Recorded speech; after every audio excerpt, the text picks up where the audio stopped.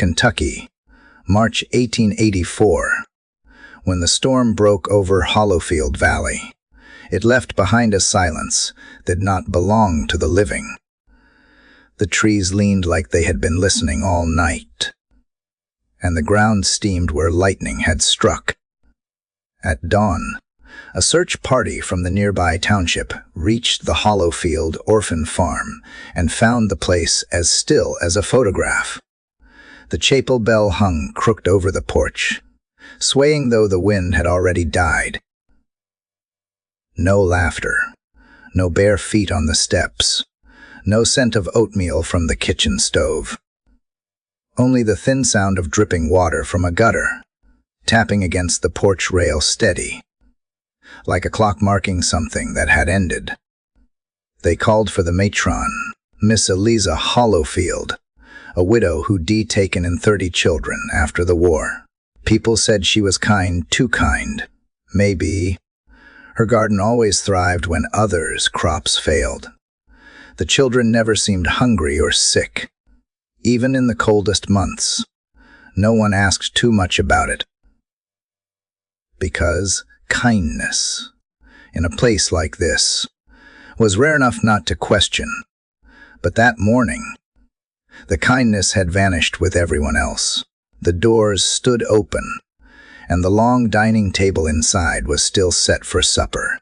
Half-eaten bread, a pitcher of milk gone sour, and 3 small spoons neatly placed beside a single empty bowl. A man bent to the floor, rubbing his fingers across the planks. Mud, fresh and soft but no footprints leading out. Just an uneven trail toward the back door, and from there, across the yard to the vegetable patch, where the earth looked freshly turned. The ground in Hollowfield was famous for its richness. Eliza often said the soil here remembered things, that every crop carried the memory of those who worked it. The men had always laughed at her little superstition. Now, staring at the dark furrows still damp from rain, none of them laughed. One of them, an old farmer named Reeves, knelt and took a handful of dirt. It clung to his palm like wet flour. The smell that rose from it was not just rot or rain. It was something sharper. He dropped it fast, wiping his hands on his coat, though the feeling did not leave. They followed the line of those furrows to the shed behind the garden, a low wooden structure, locked tight with an iron chain. The padlock was new, the metal clean and bright against the soaked wood, the only place in the entire farm untouched by age or storm. The old man spat into the mud. "She is hiding something down there," he said. His voice trembled, not from cold but from knowing. And he was right, because beneath that shed, beneath the soil that fed Hollowfield's miraculous harvests, lay the secret that kept 30 children alive long after they should have starved. But what the men found under the floorboards that day would make Hollowfield a name no one dared speak again for generations. Before we continue, subscribe and tell me, where are you listening from? Because the truth behind the Hollowfield orphans is not just a story of kindness gone wrong. It is a reminder that sometimes the worst monsters wear mercy on their faces. The year 1884 sat at the uneasy crossroads of progress and superstition in the American South. The Civil War had ended nearly 2 decades earlier, yet the wounds it carved through families, faith, and the soil itself had never fully healed. In Kentucky, the war had turned neighbor against neighbor. It had burned towns, taken sons, and left behind hundreds of widows who learned to live on borrowed mercy. One of them was Eliza Hollowfield. Eliza had been 29 when her husband, a Union quartermaster, died of infection near Chattanooga. She was left with no children of her own, a small life insurance payment, and a farmhouse on the edge of a valley that no one wanted. The land was said to be restless fields that refused to grow corn, fences that fell no matter how often they were mended, and sounds at night like stones grinding beneath the floor. But Eliza, desperate and devout, believed God had left her that land for a reason. She reopened the house and turned it into a haven for the war's forgotten children. At first, the Hollowfield orphan farm was a miracle. Locals recalled the early years with soft eyes, rows of turnips fat as fists, barefoot children chasing each other between the sheds, Eliza's voice rising from the chapel with hymns that sounded like forgiveness itself. She took in anyone the county refused: crippled boys, runaway girls, even the half-mad children of deserters. No one was turned away. Every mouth will be fed, she said. Even the earth hungers for redemption. But by the late 1870s, something about that promise had begun to twist. The counties surrounding Hollowfield were starving through a cycle of drought and crop blight. Families abandoned their farms. Churches shuttered. Yet the orphan farm thrived. Visitors noticed how dark the soil was, almost black, and how the air around the property carried a faint sweetness, like burnt sugar. Traveling doctor once asked how Eliza kept her land so rich.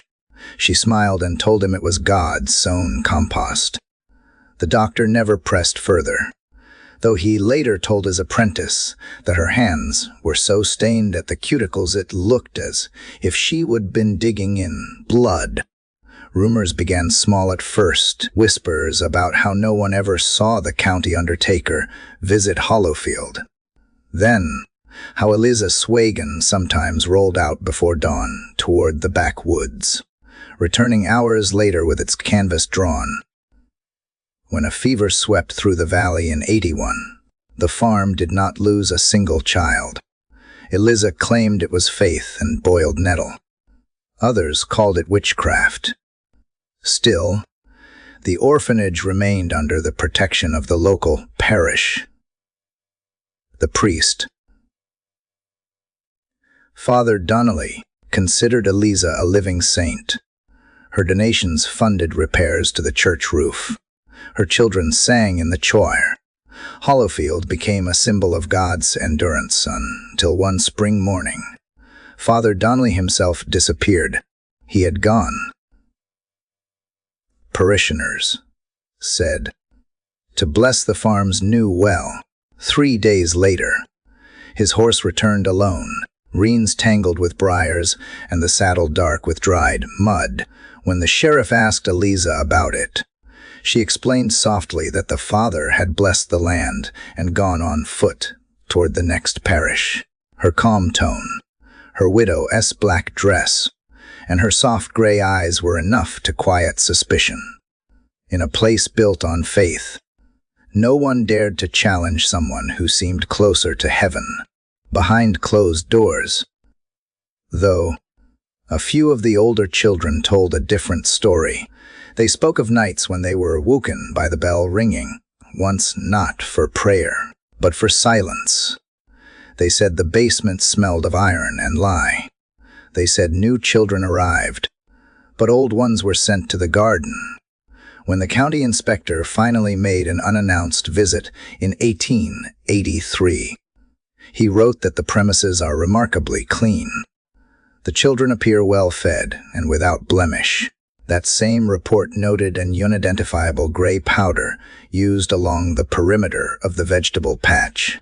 He never returned to collect samples. By then, Eliza's legend had outgrown the valley. Newspapers as far as Louisville wrote brief, reverent notes about the widow of Hollowfield and her thriving home for the abandoned. She received small donations from charities, enough to hire 2 women from town, a cook and a caretaker. Both resigned within months, citing illness. Neither spoke of what they would seen. The surrounding farmers had long stopped selling her fertilizer or lime. She makes her own, they said. And indeed, every spring, before the first planting, smoke rose from the orphanage grounds, acrid and steady, as though she were burning the sins off the land. When asked, Eliza only smiled. The Lord purifies in fire. To the community, she was both salvation and curse, a woman who turned famine into plenty, but at a price no one could quite name. The sheriff once remarked that Hollowfield gave the valley its bread and took its sleep. And then came the storm on March 17th, 1884.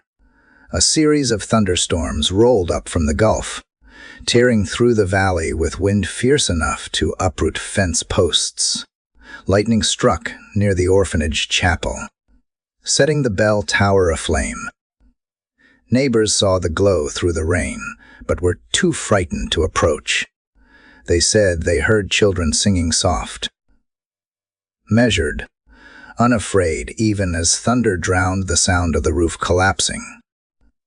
By dawn, the fire was out.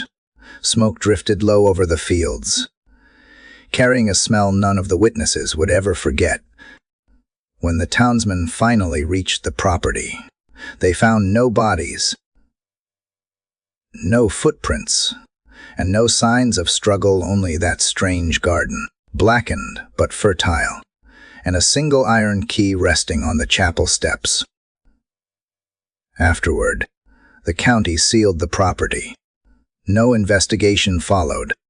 The local paper called it a tragic loss, likely from lightning.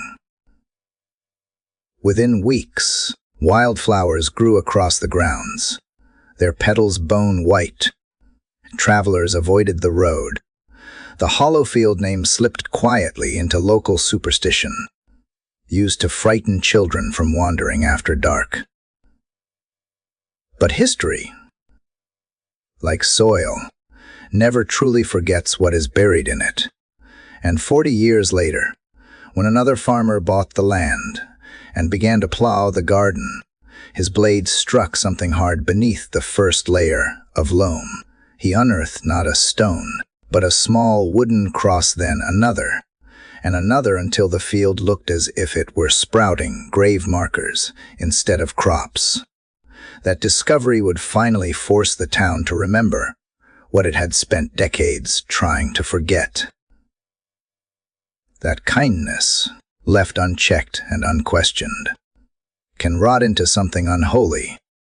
And as for Eliza Hollowfield, the widow who fed the hungry and made the land bloom, some say she vanished in the storm. Others swear she never left the valley at all, that on certain nights, when the air smells of burnt sugar, you can still hear the chapel bell toll once, not for prayer, for silence. They said the Hollowfield orphan farm was built on mercy. But mercy, like anything left too long in the dark, begins to soar. The first to sense that something had shifted was Rebecca Clay, one of the older girls, 12 years old that winter. She had lived at Hollowfield for nearly 6 years, long enough to remember the early days when Miss Eliza's hair was still chestnut brown, and the hymns still carried hope. Rebecca had always been the quiet one, small, sharp-eyed, with a habit of watching through cracks in doors. She was not afraid of the matron. She was afraid of the silence that followed her every night. After prayers, Miss Eliza would walk the halls carrying a brass lantern. The flame never flickered, even when the wind slipped through the window gaps. Rebecca used to count her footsteps, 10 down the corridor, 3 across the chapel, 1 pause outside the cellar door. Then the sound of the latch clicking shut. After that came a faint hum, too low to make out words, and the soft drag of something heavy being pulled across the floor. when Rebecca asked another child, a boy named Samuel, about it. He whispered, "That is where she keeps the garden feed." "What kind of feed?" "The kind that keeps us from starving." He would not say more. In the months after Father Donnelly vanished, the farm seemed to grow richer than ever. The well never ran dry. The bread stayed soft for days.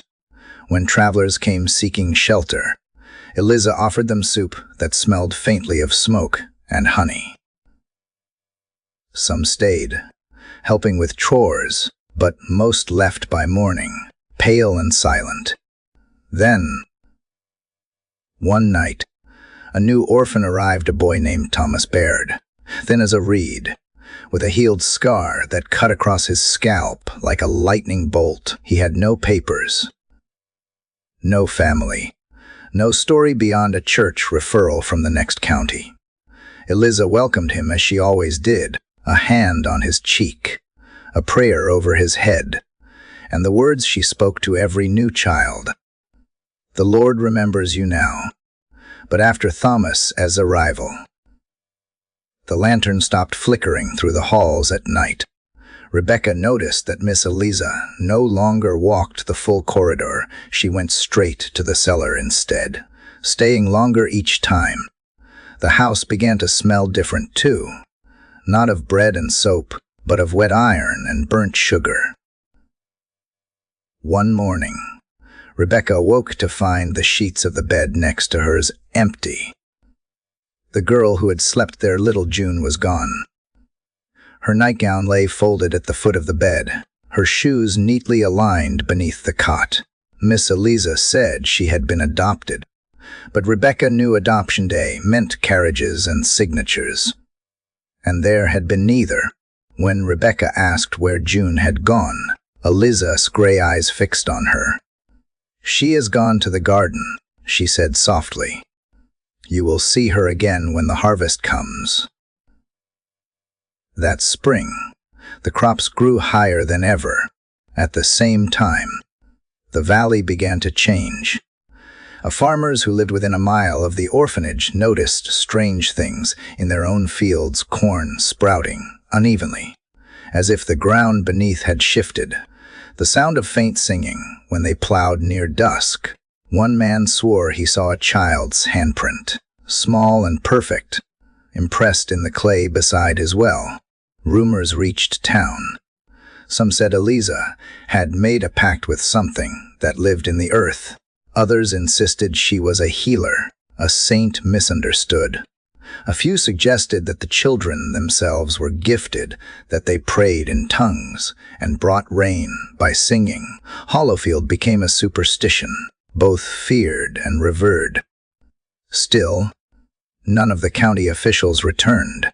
The parish closed Father Donnelly's case without question.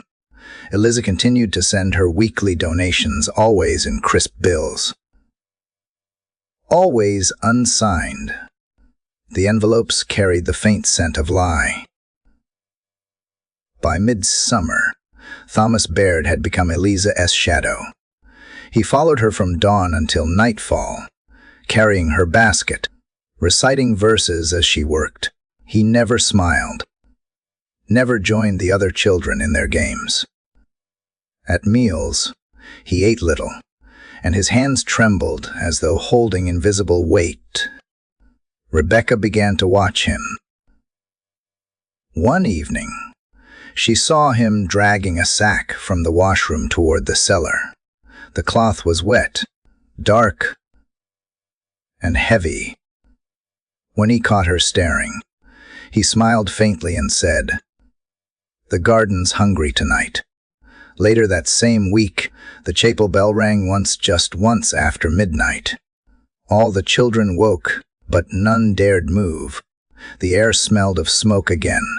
From her bed, Rebecca could see the lanterns glow at the end of the hall. Stationary, pulsing slightly, as if someone were standing still, listening. Then came a sound she had never heard before. A single, Wet knock. Like something hitting the inside of a wooden wall. The lantern dimmed, and the hum returned, low and rhythmic. Not words, but something closer to breathing. She buried her face under the blanket and prayed until dawn. By August, the farm's garden produced so much food that Eliza began selling vegetables to nearby towns. People came from miles away, praising her holy soil. She gave freely to the church, the poorhouse, even the prison kitchen. Every donation came with a small burlap pouch of grayish powder, blessed fertilizer, she called it. But the powder was not just ash. The town's blacksmith, who used it on his own garden, later claimed that his crops grew too fast, curling and bursting open from within. He swore he could smell bone when he cut the stems. Others dismissed him as drunk, but within a month his well water turned the color of rust. He moved away that autumn. Meanwhile, Rebecca's fear deepened. Each week, another bed emptied. The new children who arrived did not stay long, and the older ones grew quieter, slower, as if drained of something unseen. Thomas' face grew paler. His lips cracked, though he drank plenty of water. When Rebecca asked if he was sick, he whispered, "She says we are being changed." "Into what?" she asked. "Into what feeds." It was the night before the equinox, when Rebecca finally went down to the cellar. The others slept, their breathing shallow and uneven. She stole the lantern from the chapel and crept through the corridor. The latch was cold under her hand, the iron chain easy to lift once she found the right angle. The door groaned open. The smell hit her first sharp. Chemical. Sweet. She descended the steps, one hand pressed to her mouth. The light caught on jars lining the shelves, rows of glass filled with cloudy liquid, each containing something pale and unformed floating inside. She thought they were roots at first. Then she saw the small fingernails. In the center of the floor sat a wooden trough, half filled with gray sludge that steamed faintly. Above it, suspended from a hook, hung what looked like a burlap sack, but the shape beneath was unmistakably human. Rebecca dropped the lantern. The flames snuffed, but in that flash of light, she saw movement in the corner. Someone crouched there, watching her. "Rebecca," the voice said softly, "you were not supposed to see that." It was Thomas. His face was smeared with ash, his eyes rimmed in black. He rose slowly, pointing toward the trough. "You will make her sad," he murmured. "She says the Lord loves those who feed the land." Rebecca stumbled backward, slamming into the steps. "Where are they?" she whispered. "Where are the others?" He smiled faintly. "Everywhere," he said. Behind him, something shifted beneath the sludge, something that sighed, wet and low, as if breathing through the earth itself. Rebecca did not remember how she escaped. She woke in the field at dawn, her hands raw. The lantern shattered beside her. The house was silent again, but the garden was moving. The soil rippled as if stirred from beneath. Between the rows of cabbages, she saw the hem of a nightgown rise and sink before the earth swallowed it whole. When she screamed, no one answered. She ran until her legs gave out. Collapsing near the main road, a farmer found her hours later, babbling about the ground that ate children. They brought her to town, feverish and shaking. The sheriff went back that evening, but by the time he arrived, the farm was already burning. They said lightning struck again that night, setting the barn ablaze. But some swore they saw a figure standing in the flames, a woman in black, her hair streaked white, holding the hand of a small boy. Neither moved. The fire did not touch them. When the roof caved in, they vanished together into the smoke. Only the garden remained untouched. Days later, when the ash cooled, the sheriff found the cellar door buried beneath the rubble. He pried it open, expecting corpses. Instead, he found rows of glass jars, their contents burned to a gray paste, and one wall scrawled with a verse in charcoal. "The meek shall inherit the earth." He sealed the door and never spoke of it again. Rebecca was sent to another orphanage 2 counties away. She lived a long life, but never married, never had children. In her final years, she was known to dig small trenches in her garden each spring, sprinkling salt instead of seed. When asked why, she would smile and say, "I have seen what grows from kindness." When the storm broke over Hollowfield, it did more than tear through roofs and fences. It unearthed what the town had buried in silence. By dawn, Sheriff Amos Collier rode out alone to inspect the damage. The road was a slurry of mud and smoke. The air clung to him like wet cloth. From the ridge above the valley, he saw what was left of the orphanage. The chapel half collapsed. The bell melted into a black knot of iron, yet the fields around it were untouched, green as spring, their stalks gleaming under the ash-colored sky. When Collier stepped off his horse, the ground was warm. Steam rose between the rows of cabbage like shallow breath. He crouched, pressing his palm to the soil, and jerked back. It pulsed beneath him, faint but rhythmic, like a heartbeat. Inside the remains of the house, he found no bodies. The dining table stood as if waiting for supper. Spoons, bread, half a pitcher of milk gone sour. A small iron key lay on the chapel step, shining without rust. He pocketed it, whispering, "Eliza Hollowfield, what have you done?" In the garden, the sheriff dug with his bare hands, soil sliding between his fingers. Only a few inches down, he hit cloth. He pulled until the fabric tore a nightdress, soaked and rotted, the corner stitched with the name June. Beneath it, pale bone glimmered in the damp. He fell backward, gagging, the stench of iron flooding his throat. That was when the ground sighed. Not wind, not shifting mud, but a long exhale, as if something buried was finally breathing free. Collier fled the valley before dark, his horse staggering through the rain. He rode into town without a word, boots trailing mud blacker than soot. By the time he reached the sheriff's office, he was trembling so badly he could hardly light his pipe. 3 days later, when a group of farmers went to check the property, Collier refused to join them. "The ground is not done," he said. "It remembers." The men went anyway. They found no bodies, no signs of fire damage beyond the main house. The soil was strangely dry.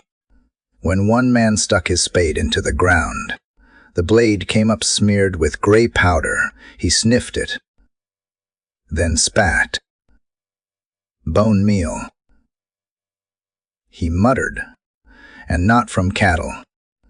At the edge of the field, they uncovered a small wooden crate buried shallow. Inside were dozens of handmade dolls, each stitched from coarse linen, each tagged with a name written in faded ink: Rebecca, Samuel, June. The dolls' faces were blank, yet one man swore he saw the stitching around their mouths twitch. They dropped the crate and ran. By the time they reached the ridge, Mist was curling from the soil in thin, twisting ribbons. The men swore it followed them halfway home. That night, the sheriff's horse was found wandering in the square, without its rider. The saddlebag was filled with gray dust. Collier's pipe lay beside it, still warm. Weeks passed. Hollowfield became a word people said only in whispers. The parish sent Deputy Walter Briggs and 2 men to finish what Collier had started. Document, dug, and cleans. Briggs was a man of reason, scarred from the war. Hard-eyed, unafraid of death or superstition. He did not believe in curses. Every haunting, he told his men, has a body behind it. When they arrived at dawn, the valley looked peaceful again. The garden swayed in the breeze, thick and full. But as soon as they stepped inside the fence, the air changed heavier. Sticky sweet, the scent of molasses and rust. Briggs moved cautiously. Near the center of the garden stood a scarecrow, a figure in a black dress, head tilted as if listening. He raised his rifle. The fabric fluttered once. Though there was no wind, they dug where the soil was darkest. Within minutes, the spades struck something solid. It was not wood this time, but glass jars packed tight beneath the surface, row after row. When Briggs wiped one clean, he saw what floated inside. A small, grayish lump the size of a child's heart, suspended in cloudy liquid. "Back away," he said. But before anyone could move, the jars began to rattle. One cracked, leaking a stream of thick, milky fluid. Then another. Soon the ground itself seemed to shudder, and a low moan rippled through the rows of plants. The men stumbled back.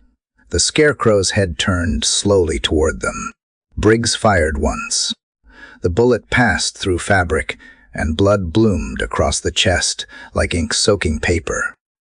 The scarecrow fell forward, face first into the soil, revealing not straw but flesh beneath. A woman's body, preserved in gray, eyes sealed as though in sleep. The deputy knelt, heart hammering. Even through the mud and ash, he recognized the face.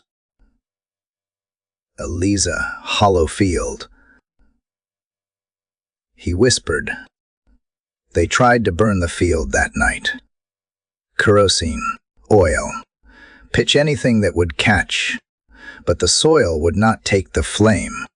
The fire slid across it, hissed, and died, leaving only thin smoke. Beneath their boots, something moved slow, deliberate, like muscle under skin. Then, from the darkness beyond the fence, came the sound of children. Not laughter, not crying, something between the two. Dozens of voices, whispering the same word over and over. Feed. The lanterns flickered. The mist turned thick as milk. Briggs shouted for his men, but their figures blurred, dissolving into the fog until he stood alone. The voices grew louder, overlapping in a feverish chant. Feed us. Feed us. He stumbled backward, tripping over something half buried in the soil. His hand found cloth again, another nightdress, small as a dolless, still warm. Beneath it, the ground pulsed once, hard enough to knock him off his feet. He fired blindly into the fog. The gunshots sounded muffled, as if the air itself had swallowed them. Then silence. When the fog cleared, the garden was empty. Only the jars remained. their contents shattered and steaming. The black dress was gone. By morning, the town's well water turned cloudy. The animals refused to drink, and that night, a child from the East Farm was found standing barefoot on the road to Hollowfield. Staring toward the valley, he did not speak, did not blink. When his mother held him close, he whispered a single word against her ear. Hungry. The next evening, another child appeared. Then another, each from a different household. Each pale, clothes stiff with ash. They said they had dreamed of a woman in a dark dress calling them by name, promising that no one would ever starve again. The townsfolk gathered in the church, begging the priest to bless the valley. But when he opened his Bible, a gray moth fluttered out. Then another, until the air was filled with them. The insects covered the walls, the ceiling, his hands. When he tried to brush them away, they crumbled into dust. No one prayed after that. By month's end, the valley had fallen silent. No birds, no livestock, not even insects, only the wind passing low over the fields. Travelers who crossed the road at night claimed to hear a bell toll once, followed by children singing just beyond the tree line.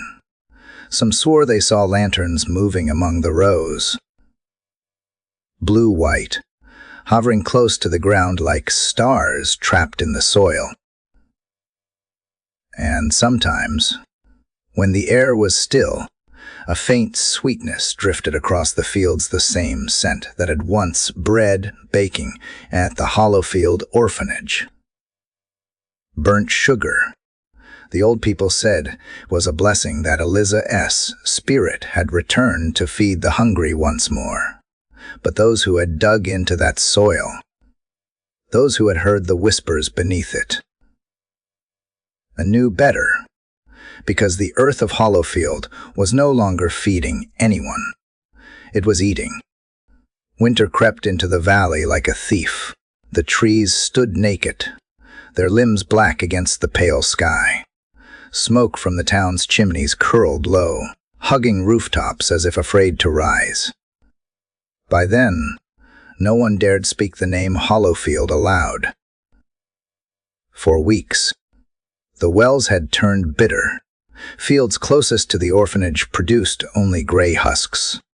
Livestock refused to graze near the southern ridge. At night, dogs howled at nothing. And when the wind shifted, the faint, sweet smell of burnt sugar drifted through the streets, the smell that used to mean bread baking at Miss Eliza's orphan farm.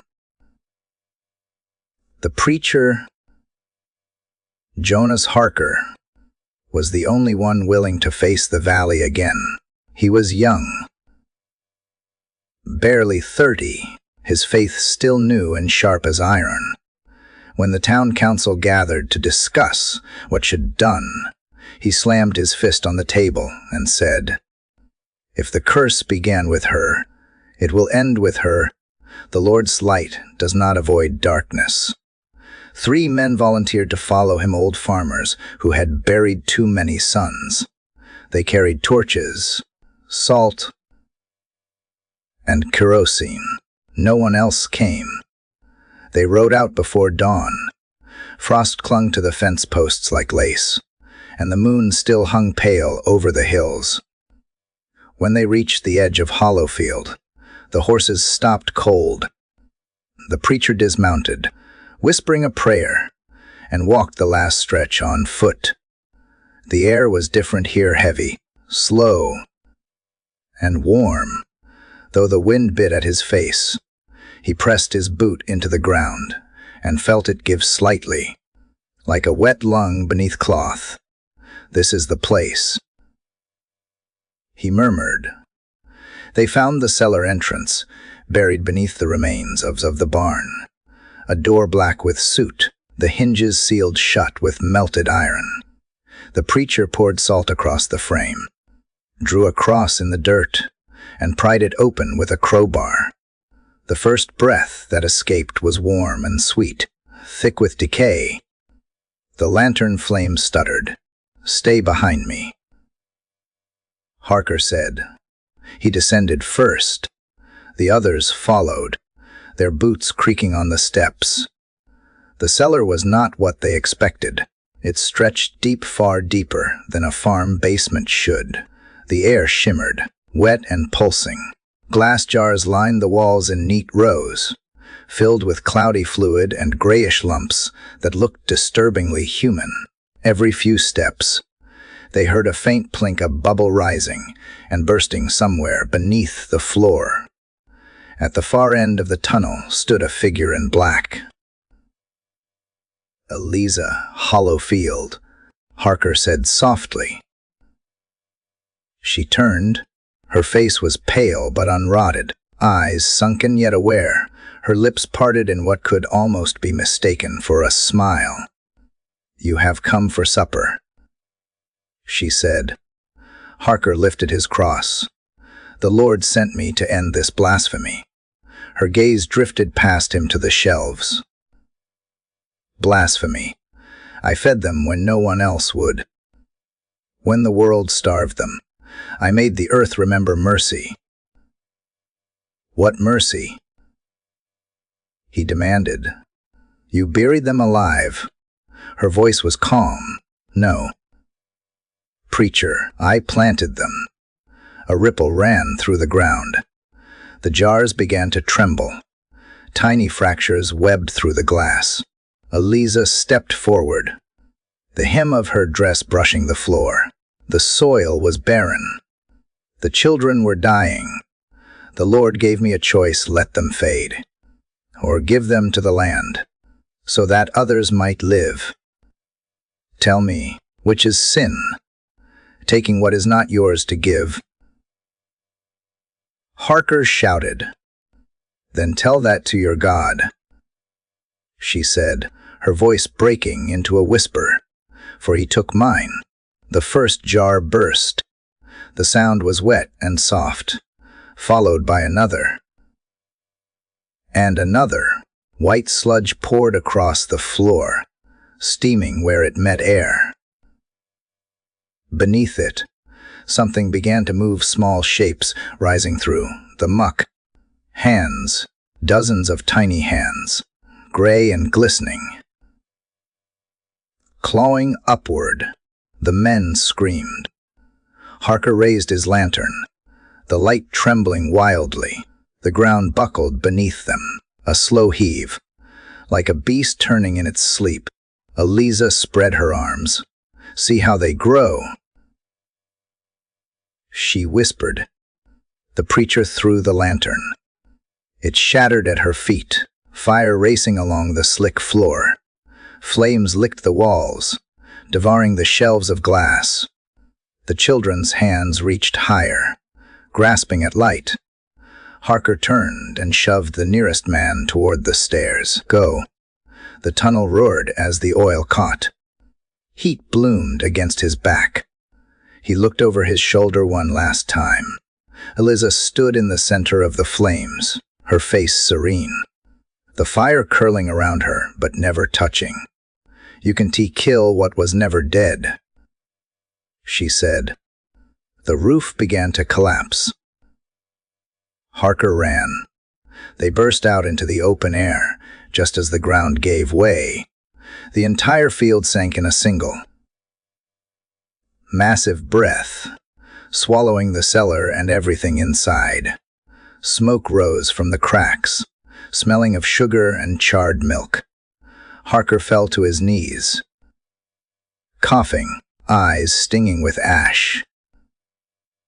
Behind him, the men gasped, pointing toward the valley. The soil was moving again, slow. Circular ripples, spreading outward like water disturbed from below. From the center of it all rose a single black stem, tall and thin, topped with something pale. It was a child's hand. The fingers curled once, grasping at nothing, then fell limp. The preacher could only whisper, "God forgive us." He poured the last of the kerosene across the field and struck a match. The flame caught instantly, racing along the soil in perfect rings. Encircling the valley in fire, the air screamed a deep, hollow sound that made the ground tremble beneath them. For hours, the fire burned. The sky turned red. Then, at last, silence. When morning came, the valley was bare, no house, no crops, only a smooth layer of black earth shining under frost. The preacher and 2 surviving men walked back toward town, their faces gray with ash. None spoke. When they reached the bridge, Harker looked back one final time. The smoke still curled upward, faint and white. In it, he swore he saw the shape of a woman, thin, veiled, her hand resting gently on the head of a child. He blinked, and the vision was gone. But as the wind shifted, he smelled it again, that same sweetness. Burnt sugar. He whispered a prayer he did not believe and kept walking. For 3 days, smoke rose from the Hollowfield Valley, and the townsfolk dared not look toward it. They said the fire had done its work, that whatever haunted the orphan farm was finally gone. But fires, like mercy, do not always reach where they need to. By the 4th night, the wind changed. The smell returned, faint, sweet, familiar. Burnt sugar. Mothers closed their shutters. Fathers poured salt across their thresholds. Yet by morning, the first signs appeared again. The preacher, Jonas Harker, woke to find his Bible soaked through. The ink had blood into the pages, forming shapes he could not read. When he lifted the book, a thin layer of gray dust fell from the binding, scattering like ashes. Outside, frost still blanketed the town. But near the southern ridge, the snow had melted, and the soil steamed. Harker rode out alone. He told no one where he was going, only left a note on his desk. "The ground is not finished." The valley was quiet when he arrived. Too quiet. No birds, no rustling grass, only the faint crackle of something still smoldering beneath the crust of earth. He dismounted, holding his cross before him. The blackened field stretched wide, smooth as glass.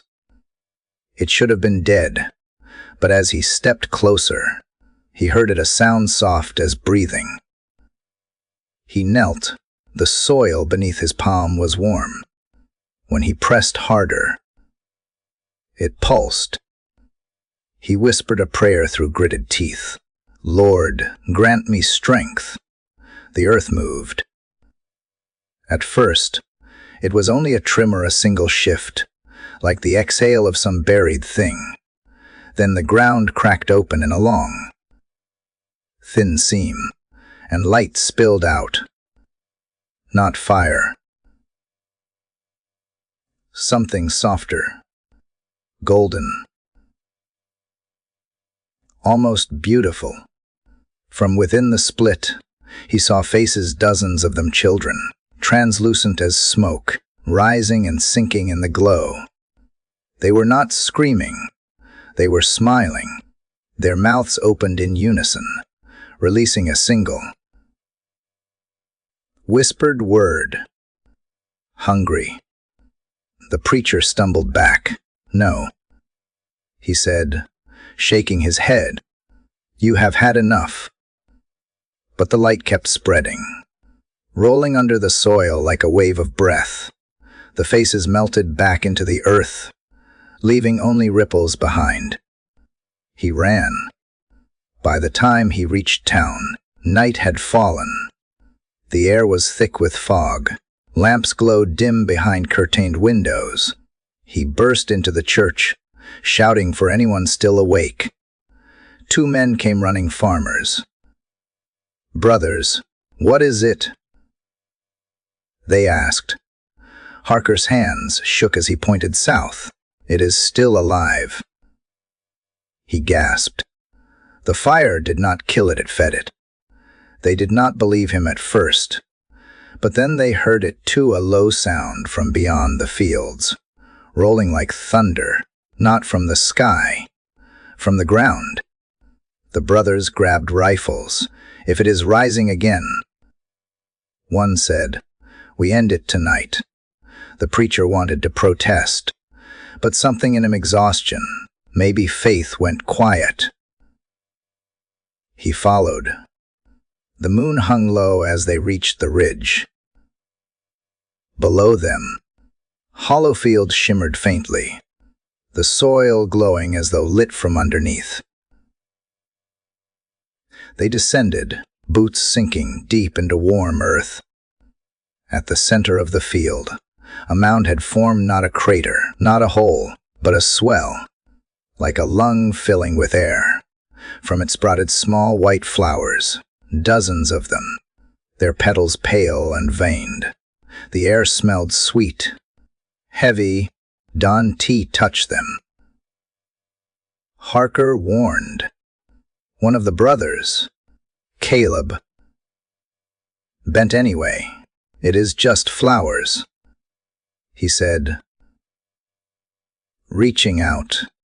The petals folded around his fingers. He jerked back, but too late. The flower had already attached. The stem tightened, veins pulsing. Caleb screamed as the color drained from his face. The other brother tried to pull him away, but when he did, the stem tore free, dragging with it a long, root-like cord buried deep beneath the soil. The cord writhed, wet and white, the thickness of a human arm. It coiled once before vanishing back into the ground. Caleb collapsed, skin gray, lips trembling. His last word was a whisper, "Feed." The preacher stood frozen. The surviving brother dropped his rifle and ran, vanishing into the fog. Harker was alone again. He turned to the mound. It was growing.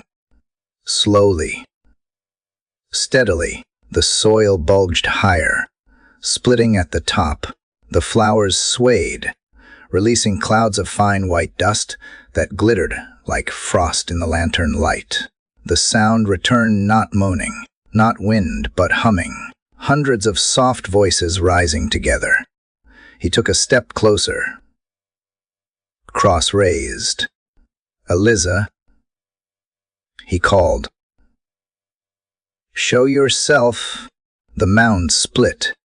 A hand emerged, first slender, pale, unburned, then a face, half covered in soil, eyes closed as if in prayer. Her lips moved, and though no air came, he heard her clearly. Mercy always returns. The preacher backed away. The ground beneath him began to sink. Every step he took, the soil clung to his boots like wet cloth. He stumbled, dropping the cross. Behind him, the mound kept rising. From its sides, new forms began to push through, small, delicate, childlike, their faces blank as wax, their eyes hollow. They reached upward toward the sky, as though trying to touch the stars. The preacher turned and ran. He did not stop until he reached the river, his lungs burning, his legs coated in mud. The fog thickened around him. When he looked back, the valley glowed faintly behind the hills, pulsing like a heartbeat. He fell to his knees in the mud. Hands clasped, whispering the same prayer over and over. Deliver us from the hunger of the earth." The river carried his words away. By morning, the preacher was gone. Only his horse was found grazing near the bridge, reins tangled in frost-covered reeds. The saddlebag carried his Bible, the pages blank, the ink gone as if it had never been written. And from that day on, the people of Hollowfield spoke of a new miracle: crops that never died, wells that never ran dry, flowers that bloomed even in snow. But none who ate from that soil lived to see old age. When the spring rains came, the valley began to hum again, faint at first, then louder, until the whole countryside could feel it underfoot. And at night, when the wind carried the scent of sugar through the cornfields, the children of the town dreamed of a woman in black, standing barefoot in the soil, whispering softly, "You will never be hungry again." They say time heals all things, but the land remembers. A century has passed since Hollowfield disappeared from the maps. The valley lies fenced and silent now, marked only by a weathered sign that reads "Private Property." Few ever go near it. Those who do say the air there feels heavy, like a place holding its breath. In 1984, a survey team from the State Agricultural Bureau was sent to test the soil for redevelopment. The official report was brief: unusually high organic content, abnormal heat retention, no evidence of toxicity. Unofficially, the men who returned never spoke about what they found.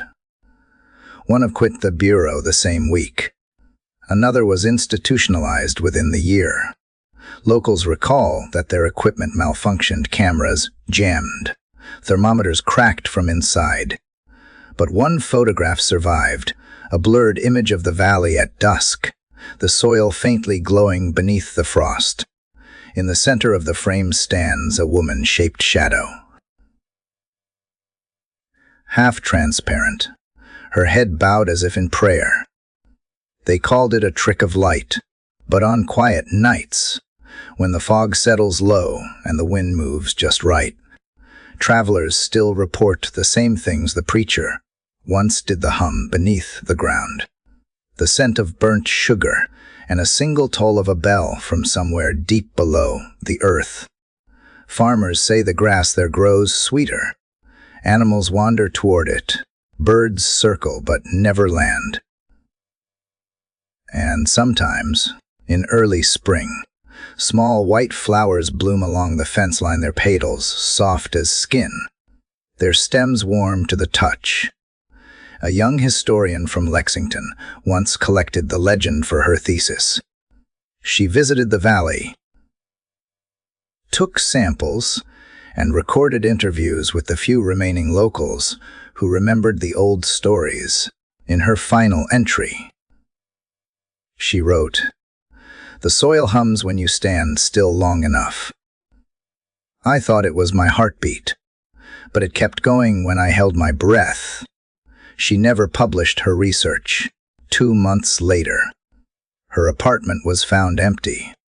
Only her tape recorder remained on the table, still running, capturing 6 hours of static, and, at the very end, a child's voice saying softly, "We are not hungry anymore." If you ever travel through southern Kentucky, avoid the old Hollowfield Road. The locals will warn you anyway. But if curiosity wins and you find yourself standing before that valley, do not step past the fence. And if you smell something sweet on the wind like burnt sugar, faint but warm, turn around. Because mercy does not die. It just changes what it feeds on.